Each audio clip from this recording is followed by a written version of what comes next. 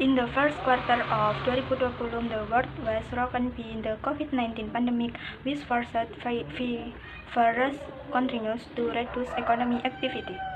As a result, the economic growth of all countries was again depressed. Growth in several countries experienced contraction, and some others continued to grow positively. Although far below normal growth, China's economy reversed to contract by up to 6.8%. Japan contracted further by 3.4%. Meanwhile, the United States still grew positively by 0.3%. Indonesia economic growth itself was different to 2.97%. Economic growth in most regions has grown more slowly.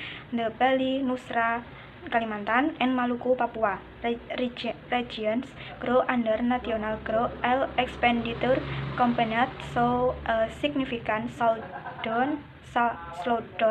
Household consumption growth slowed down to 8%.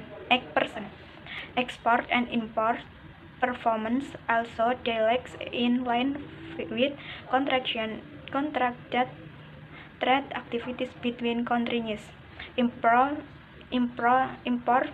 contract to 2%, while export grew 2%. Indonesia main sector and growing in Indonesia main sector are growing at a slower pace, but the service sector is growing faster. The health service sector grew by up to 10% in the current quarter. Its performance is related to the spread of the COVID-19 outbreak, which has driven the demand for health services. 2020 is expected to be a tough year, especially in terms of taxation until the end of the first quarter of 2020. Tax refunds have slowed down by 0.2%.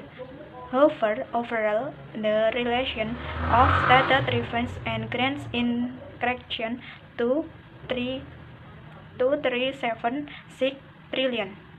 Meanwhile, stated expenditure also increased to 4.54 trillion.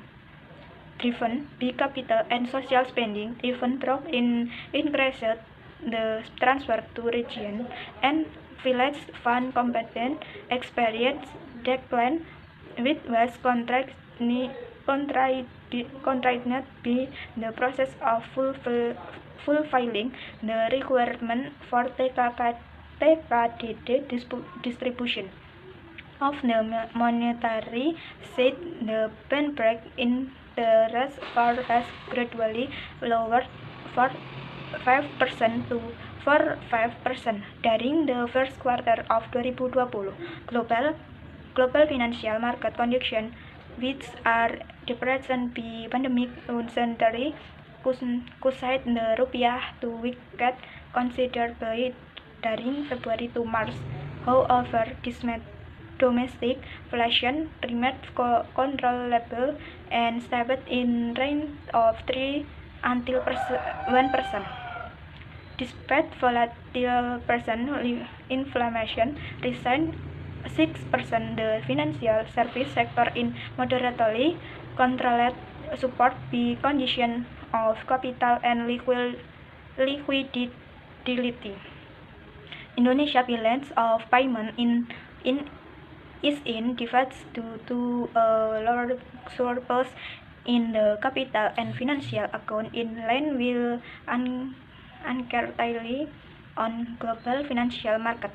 Meanwhile, the current account deficit fell driven by an increase in the trade balance in goods, and that was larger than the increase in the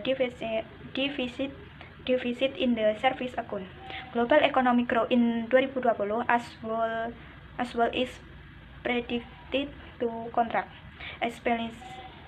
especially in developing countries. It is predicted that some tourists in Asia will continue to grow positively. Indonesia growth is projected to slow in the range 0.4 to 2 to 3%, with a peak of slowdown in the second quarter of 2020. The slowdown accurate in all components of expenditure, especially household consumption. Meanwhile, export and import performance is predicted to contract throughout this year.